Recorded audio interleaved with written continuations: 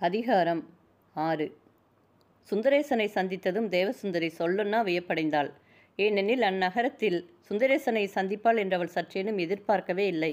சுந்தரேசன் மட்டும் அவளை சந்திக்க வேண்டும் என்ற எண்ணத்துடன் வந்தவனானாலும் அவ்வளவு சுலபமாக அவளை நகர வீதியிலேயே தனியாக சந்திப்போம் என்று அவன் நினைக்கவில்லையாகையால் அவனுக்கும் சந்தோஷமும் வியப்பும் உண்டாயிற்று.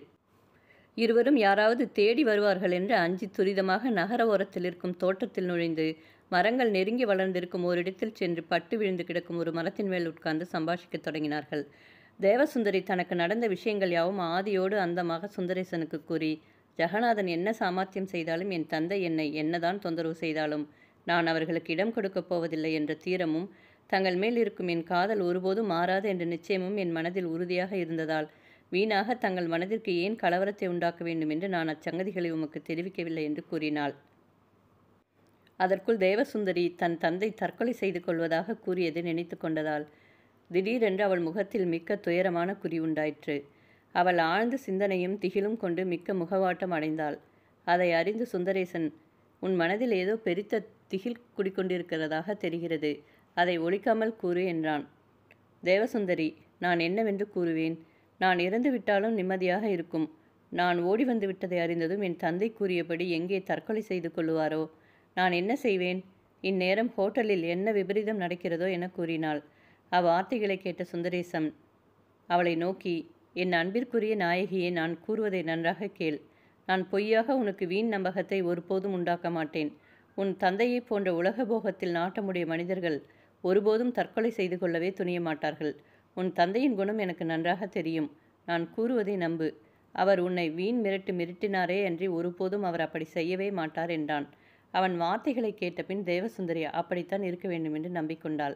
அதனால் அவள் மனதிலிருந்த திகில் ஒழிந்து மனம் ஒருமாறு நிம்மதியடைந்தது. அதன் பிறகு அவள் தன் காதலனை நோக்கி, நீர் இப்படிப்பட்ட சமயத்தில் எவ்வாறு இங்கு வந்தீர்கள் என்று கேட்டாள். அதற்கு சுந்தரேசன், சார்ஜென்ட் செல்லப்பன் தன்னிடம் கடுமையாக பேசிவிட்டு போகும்போது அவன் ஜேபியிலிருந்து ஒரு கடிதம் விழுந்ததும் அதை வாசித்து பார்த்ததில் இக்கல்யாண ஏற்பாட்டின் சங்கதிகள் எல்லாம் தனக்கு தெரிந்ததும் கூறி, சின்னத்தம்பி சார்ஜென்ட் செல்லப்பனுக்கு எழுதிய அக்கடிதத்தை அவளிடம் காட்டினான். அப்போதுதான் தானும் தன் தந்தையும் கிராமத்தை விட்டு வரும்போது சின்னத்தம்பி தன்னை பார்த்த பார்வையின் கருத்து இன்னதென்று சுந்தரிக்கு தெரிந்தது.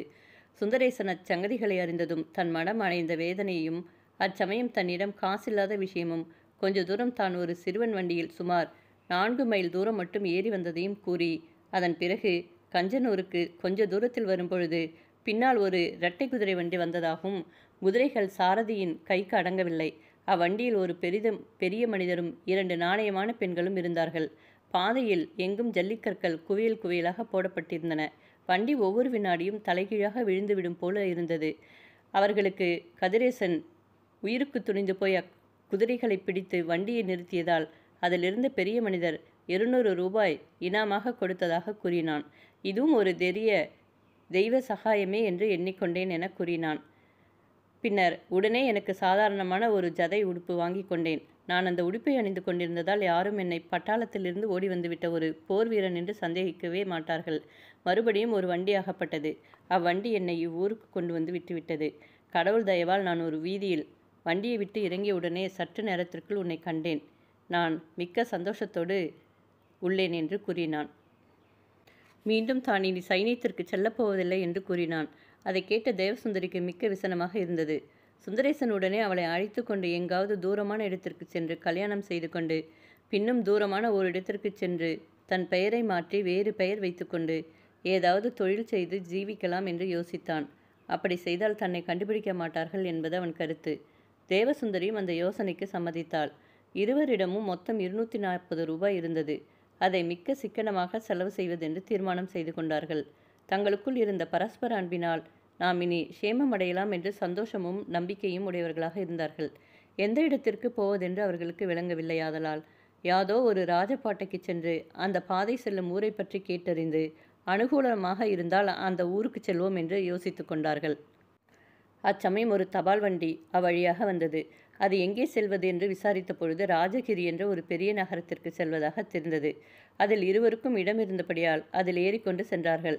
இவர்கள் ராஜகிரி சேர்ந்ததும் அதன் ஓரத்தில் இருந்த ஒரு கிராமத்தில் ஒரு வீடு வாடகைக்கு ஏற்படுத்தி கொண்டு சட்டப்படி தங்கள் கல்யாணத்தை பற்றி முன்னாடி செய்ய வேண்டிய ஏற்பாடுகளை செய்தார்கள். சில நாட்களுக்குள் தேவசுந்தரிக்கு தன் தந்தை விஷயத்தில் இருந்த திகில் அடியோடு நீங்கிவிட்டது. ஏனெனில் சுந்தரேசன் ஒரு பத்திரிகையில் இருந்த அடியர் கண்ட பிரசுரத்தை அவளுக்கு காட்டினான். அதாவது, ஆலம்பட்டியிலிருந்து தேவசுந்தரிக்கு உன் தந்தை தெரிவிப்பது: நீ ஓடிவிட்டதை பற்றி நான் மிக்க மனவருத்தம் அனுபவிக்கிறேன். நீ உடனே வீட்டிற்கு வந்து விட வேண்டும். உனக்கு பிரியமில்லாத அந்த ஏற்பாட்டை பற்றி மறுபடியும் நான் உன்னை தொந்தரவு செய்ய மாட்டேன். அந்த ஏற்பாடு அடியோடு ரத்தாகிவிட்டது என்று பிரசுரிக்கப்பட்டிருந்தது. வீட்டை விட்டு ஓடி வந்து விடும்படி நேரிட்டதை பற்றி அவளுக்கு மிக்க மனவருத்தமாகவே இருந்தாலும் சுந்தரேசனை கைவிட்டாலன்றி தான் வீட்டிற்கு திரும்பி செல்ல முடியாததாகையால் தன் தந்தையின் பிரியப்படி செய்ய அவளுக்கு எண்ணமே இல்லை. அவள் தன் விருப்பத்தை சுந்தரேசனுக்கு ஒரு கடிதம் மூலம் எழுதி அவர் தந்தைக்கு சேர்த்து விடும்படி கூறினாள். அவ்வாறே தன் தந்தைக்கு ஒரு கடிதமும் எழுதினாள். என் அன்பார்ந்த தந்தைக்கு அடியாள் குமாரத்தி எழுதி கொண்டது: தங்கள் பிரசுரத்தை கண்டேனானால் தங்கள் விருப்பத்தின்படி நடந்து கொள்ளக்கூடாதவளாக இருக்கிறேன். சமீப காலத்தில் நடந்த விவரங்களால் இனி நாம் இருவரும் ஒரே வீட்டில் சந்தோஷமாக வசிப்பது கூடாத காரியம். நான் இருக்குமிடத்தை தங்களுக்கு தெரிவிக்க முடியாதாகையால் தாங்கள் என்னை கண்டுபிடிக்க எண்ணி வீண் சிரமம் எடுத்துக்கொள்ள வேண்டாம் என்று பிரார்த்திக்கிறேன். தங்கள் விஷயத்தில் நான் கொஞ்சமாவது வெறுப்படைகிறேன் என்று நினைக்க வேண்டாம். கடவுள் தயவால் தாங்கள் சுகமாகவும் சேமமாகவும் இருப்பீர்கள் என்று நம்புகிறேன். இப்படிக்கு தேவசுந்தரி என்று எழுதி அந்த தபாலை லவணபுரிக்கு செல்லும் ஒரு தபால் வண்டிக்காரனிடம் கொடுத்து அக்கடிதத்தை பத்திரமாக லவணபுரி தபாலில் போடுவதாக வாக்குத்தத்தம் வாங்கி கொண்டான். ஒரு வாரம் கழித்து பத்திரிகையில் அடியர்கண்ட பிரசுரம் வந்தது. லவணபுரி தபால் மூலமாக அனுப்பிய கடிதம் கிடைத்தது. நான் மறுபடியும் உன்னை வீட்டிற்கு திரும்பி வரும்படி கேட்டுக்கொள்கிறேன். சுந்தரேசன் என்பவன் சைனியத்திலிருந்து ஓடிவிட்டதாக கேள்விப்பட்டேன். நீ அவனோடு சம்மந்தம் வைத்து கொள்ள வேண்டாம். எந்த நிமிடத்திலும் அவன் பிடிக்கப்பட்டு ஓடி வந்து விட்டதற்கான தண்டனை அடைவான் என்ற சங்கதி உனக்கு தெரிந்திருக்கட்டும். இப்படிக்கு உன் மனமுடைந்த தந்தை என்று மீண்டும் ஒரு பிரசுரம் வந்திருந்தது. தேவசுந்தரி சுந்தரேசனுக்கு தண்டனை கிடைக்கும் என்பதை பற்றிய மிக்க வியாகுலமும் திகிலும் அடைந்தாள். சுந்தரேசன் நாம் எவ்வளவு ஜாக்கிரதையாக எடுத்துக்கொண்டிருக்கிறோம். இப்படியே இருந்தால் அவர்கள் நான் இருக்கும் இடத்தை கண்டுபிடிக்கவே முடியாது. நீ அதை பற்றி கொஞ்சம் கூட பயப்பட வேண்டாம் என்று அவளுக்கு மிக்க தைரியம் கூறியதால் அவள் கொஞ்சம் தேறுதல் அடைந்தாள். அவர்கள் அங்கு வந்து 3 வாரம் கழிந்த பின் இருவருக்கும் மனம் முடிந்துவிட்டது. தேவசுந்தரி சுந்தரேசனுடைய மனைவியாகிவிட்டாளாகவே இனி எந்த காரணத்தாலும் நம் இருவரையும் பிரித்துவிட யாராலும் முடியாதென்று காதலர் இருவருக்கும் நிம்மதியும் சந்தோஷமும் உண்டாகிவிட்டன. கல்யாணம் நடந்த பிறகு அவர்கள் புறப்பட்டு காரைக்குடி என்ற ஊருக்கு சென்றார்கள். காரைக்குடிக்கு வந்ததும் தங்கள் கையில் எவ்வளவு பணம் இருக்கிறது என்று பார்த்த பொழுது அவர்களிடம் சற்றேறக்குறைய 120 ரூபாய் இருந்தது. ராஜகிரிக்கு சென்றபோது வண்டி வாடகைக்கும் அங்கே வீட்டு வாடகை, சாப்பாட்டு செலவு, கல்யாண செலவு, காரைக்குடிக்கு வண்டி சத்தம் இவைக்கெல்லாம் 120 ரூபாய் செலவாகிவிட்டது. காரைக்குடியில் ஒரு மரியாதையான வீட்டில் குறைந்த வாடகைக்கு 2 அறைகள் ஏற்பாடு செய்து கொண்டார்கள்.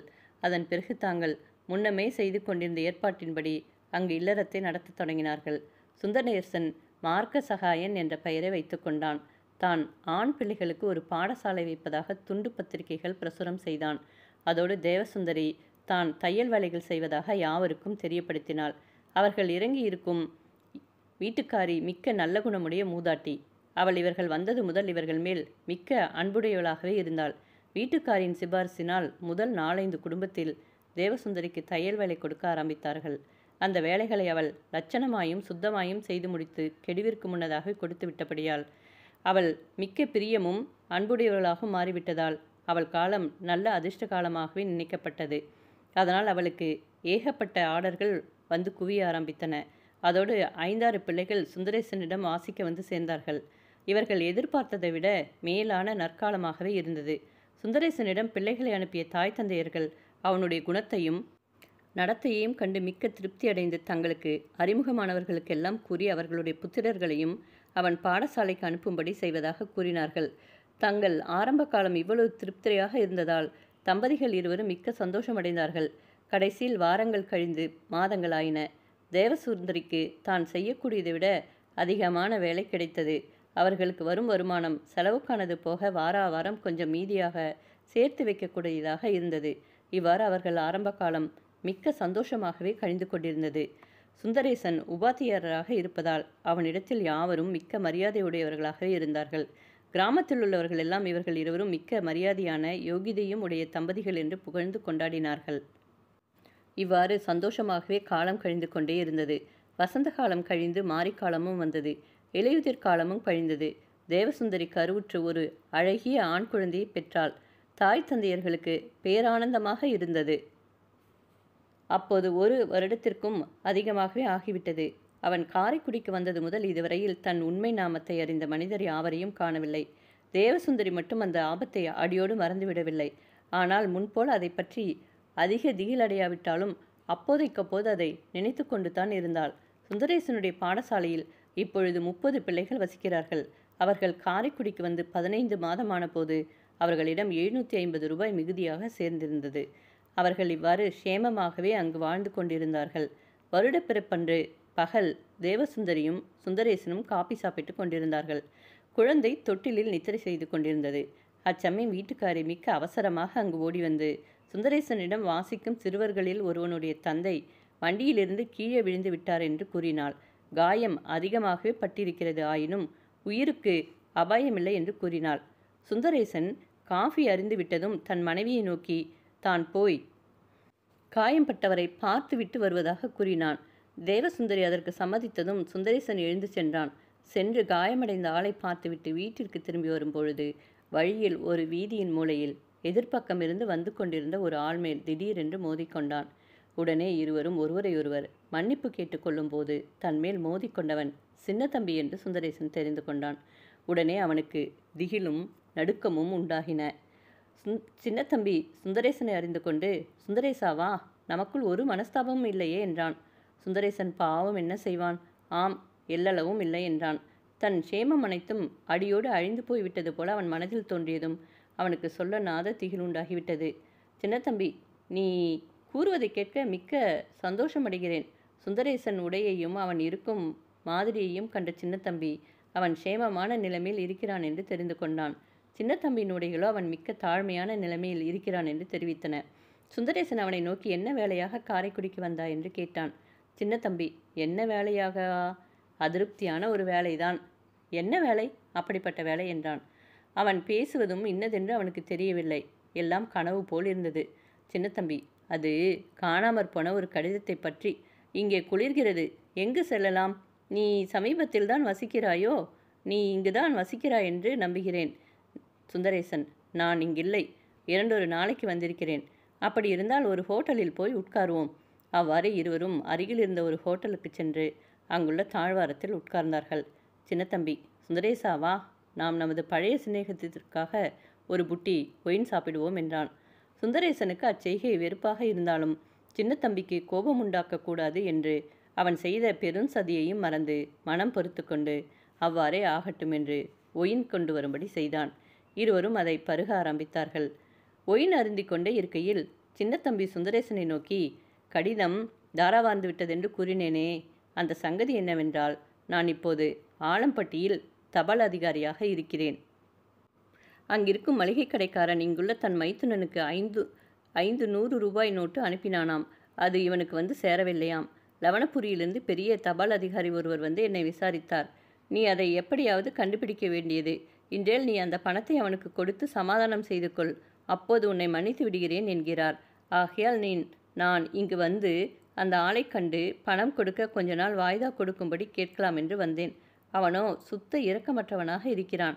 கடைசியில் உன்னை கண்டதும் என் அதிர்ஷ்ட காலமே என்றான். சுந்தரேசன், என்ன, என்னை கண்டது அதிர்ஷ்ட காலமா? சின்னத்தம்பி, ஆம், தடையென்ன? நீ நல்ல சேமத்தில் இருக்கிறாய் என்று தெரிகிறது. பழைய சிநேகிதனுக்கு இப்படிப்பட்ட ஆபத்தில் ஒரு 500 ரூபாய் நோட்டு தரக்கூடாதா என்றான். சுந்தரேசன் திக்பிரமையடைந்தான். இப்போது நாம் இவனிடம் சிக்கிக் கொண்டிருக்கிறோம். அதை அறிந்தே அவன் இப்படி நம்மிடம் பணம் பறிக்க துணிந்திருக்கிறான் என்று நினைத்து சிந்தனை செய்தான். சுந்தரேசன், நான் உனக்கு உதவி செய்தால் நீ அதற்கு பதில் எனக்கு கெடுதி செய்ய மாட்டாய் என்று என்ன நிச்சயம் என கேட்டான். சின்னத்தம்பி, சேச்ச, நான் ஒருபோதும் அப்படி செய்ய மாட்டேன். ஆனால் நடந்த சங்கதியை நினைத்துப்பார் என கூறினான் சுந்தரேசன். சின்னத்தம்பி, இப்போது என் காலம் அப்படி இல்லை. அச்சமயம் நான் மிக்க தரித்திர திசையில் இருந்தேன். அந்த சார்ஜன் கொடுத்த கொஞ்சம் பணம் கூட எனக்கு மிக்க உபகாரமாக இருந்தது. இப்போது இந்த 500 ரூபாய் ஆகப்பட்டால் என் ஆபத்து நீங்கிவிடும். நான் என்றென்றைக்கும் உன் உதவியை மறக்கவே மாட்டேன். சுந்தரேசன், நீ மட்டும் என் ரகசியத்தை வெளியிடாது இருப்பதானால், அதாவது வெளியில் யாரிடமும் என்னை இங்கு கண்டதாக கூறாமல் இருப்பதானால் உனக்கு இத்தகையை கொடுப்பேன். சின்னத்தம்பி உடனே பல பிரமாணிக்கங்கள் செய்தான். அதன் மேல் சுந்தரேசன், இங்கேயே இரு, நான் சீக்கிரம் வருகிறேன் என்று கூறிவிட்டு ஹோட்டலில் இருந்து புறப்பட்டான். சுந்தரேசன் தன் வீட்டிற்கு சென்றதும் தன் மனைவியிடம் சங்கதியை கூற மிக்க தடுமாற்றமடைந்தான். கடைசியில் மெதுவாக அவளிடம் கூறினான். இதை கேட்டதும் தேவசுந்தரி பேரிடி விழுந்தவள் போலாகிவிட்டாள். தாங்கள் சிக்கனமாக சேர்த்து வைத்த பணம் போய்விடுவதை பற்றி அவள் கொஞ்சமாவது வியாகுலப்படவில்லை. சின்னத்தம்பி நன்றியோடு தன் கணவனை காட்டி கொடுக்காமல் இருப்பான் என்று அவள் நம்பவே இல்லை. சுந்தரேசன் கடைசியில் 500 ரூபாய் எடுத்துக்கொண்டு ஹோட்டலுக்கு சென்றான். சின்னத்தம்பி மிக்க சந்தோஷத்தோடு அவனை எதிர்பார்த்து காத்து கொண்டிருந்தான். சுந்தரேசன் பணத்தை எண்ணி அவனிடம் கொடுத்து, இதோ பார், இது 1 வருடமாக எவ்வளவோ சிக்கனத்தோடு சேர்த்து வைத்திருக்கும் என் முழு ஆஸ்தி. நான் உனக்கு இப்போது செய்யும் இந்த உபகாரத்தையாவது மனதில் வைத்து என்னை காட்டிக் கொடாமல் இருப்பாய் என்று நான் நம்புகிறேன். கொஞ்சம் மூச்சு விட்டால் என் பாடு அதோகதி ஆகிவிடும். நான் மட்டுமல்ல என்று தன் மனைவியையும் குழந்தையையும் நினைத்து கொண்டான். சின்னத்தம்பி, நீ தேவராஜ பிள்ளையின் புத்திரியை மனம் புரிந்து கொண்டாய் என்று நம்புகிறேன். அவள் தந்தை மிக்க துயரத்தோடு இருப்பதாக தெரிகிறது. ஆனால் அவன் அதை வெளிக்கு காட்டவில்லை. யார் மேலும் கோபமாகவே இருக்கிறான் என்று கூறிவிட்டு சந்தோஷத்தோடு பணத்தை எடுத்து மடியில் வைத்து கொண்டான். நாம் சிநேகபாவமாகவே போவோம் என்று கூறிவிட்டு, நான் உன்னை காணாமல் இருந்தால் எப்படியோ அப்படியே நினைத்துக்கொள் என்றான். சுந்தரேசன் அங்கிருந்து தன் வீட்டிற்கு திரும்பிச் செல்லும்போது மிக்க துயரத்தோடும் திகிலோடும் சென்றான். சின்னத்தம்பி தன்னை காட்டி கொடுப்பதில்லை என்று கூறினாலும் சுந்தரேசனுக்கு அவன் வார்த்தையில் எல்லளவேனும் நம்பிக்கையே இல்லை. இனி எந்த நிமிஷத்தில் ஆபத்து நேரிடுமோ என்றே அவன் மனம் வேதனையடைந்தது. தேவசுந்தரி தன் கணவனை நோக்கி, தாங்கள் கவலைப்பட வேண்டாம். இங்கே இருப்பது தங்கள் க்ஷேமத்திற்கு அபாயம் என்று தோன்றினால் இப்போதே இதை விட்டு வேறெங்காவது செல்ல நான் ஆயத்தமாக இருக்கிறேன். அதை பற்றி எல்லளவும் யோசனை செய்ய வேண்டாம் என கூறினாள். சுந்தரேசன், வேண்டாம், இப்போது ஆபத்து நேரிடும் என்பது நிச்சயமல்ல. நாம் சந்தேகப்படுவதன்றி வேறில்லை. ஆகையால் கடவுளின் கிருபை மேல் பூரண நம்பிக்கை வைத்துக்கொண்டு பேசாமல் இங்கேயே இருப்போம் என்று கூறினான். சில நாட்கள் ஒரு ஆபத்துமின்றி கழிந்தன. ஆயினும் தம்பதிகள் இருவரும் முன்போல நிம்மதியாகவே இல்லை. தங்கள் க்ஷேமத்திற்கு ஒரு இடி விழுந்தது போல் இருந்தது. நமக்கு ஒரு ஆபத்தும் இல்லை என்று முன் இருந்தது போல மனம் நிம்மதியாக இருக்க முடியவில்லை. அவர்கள் படுக்கைக்கு செல்லும்போது நாளை காலையில் ஆபத்தில்லாமல் எழுந்திருப்போமோ இல்லையோ என்ற திகிலோடையே நித்திரை செய்ய வேண்டியிருந்தது. ஒருவேளை உட்கார்ந்து உணவு செய்யும் போது மறுவேளை உணவிற்கு இப்படி இல்லாமல் பிரிந்து விடுவோமோ என்று பயமாக இருந்தது. கடைசியில் 2 வாரங்கள் கழிந்தன. சுந்தரேசன், இது ஒருபோதும் நீடித்து இருக்கலாகாது. இவ்விதமான மனநிலைமையோடு இன்னும் கொஞ்ச காலம் பேசாமல் இங்கே இருந்தால் கடைசியில் வியாகுலத்தாலும் திகிலாலும் நாமே ஒருவரை ஒருவர் கொன்று விடுவதாக முடியும் என்று சிந்தித்து தன் மனைவியை நோக்கி, நாம் உடனே இந்த இடத்தை விட்டு வேறெங்காவது போய்விட வேண்டும் என்றான். தேவசுந்தரி தன் கணவனை நோக்கி, எங்கு செல்வதாக இருந்தாலும் நான் தைரியமாக வருகிறேன்.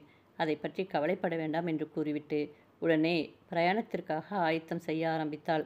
வீட்டுக்காரி சங்கதியை கேட்டதும் மிக்க விசனமடைந்தாள்.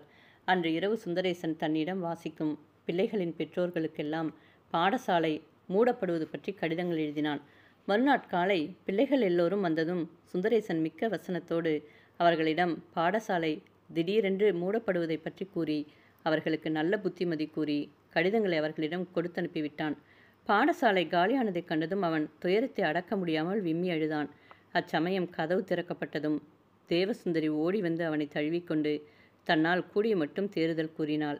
அன்று பிரயாணத்திற்கு வேண்டிய ஏற்பாடுகள் அனைத்தும் முடிந்தன.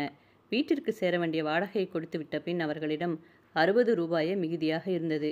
இது தவிர சுந்தரேசனிடம் ஒரு கைக்கடியாரமும் தேவசுந்தரியிடம் சில நகைகளும் இருந்தன. ஆகையால் அவர்கள் வேறொரு ஊருக்கு போய் சேர்ந்த பின் வருமானத்திற்கு வழி உண்டாகும் வரையில் கொஞ்ச காலத்திற்கு வேண்டிய செலவிற்கு ஆதாரம் இருக்கிறது.